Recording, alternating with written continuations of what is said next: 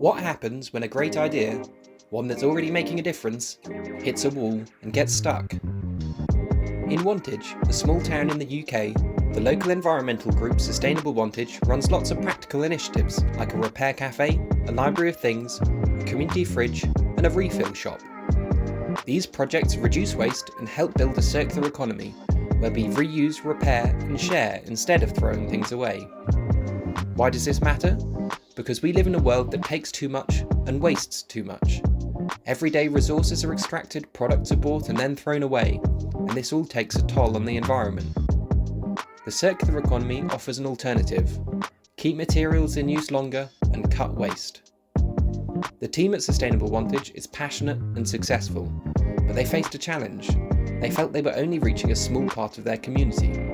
For these initiatives to achieve their potential, they need to be accessible to everyone in the town, not just environmental enthusiasts. That's where the Waste-Free Wantage project came in. With support from the Impetus Accelerator, Sustainable Wantage joined forces with the University of Nottingham to tackle the challenge of community engagement. The idea behind the whole project is a concept called citizen social science, empowering community members with the tools and training to become social scientists themselves.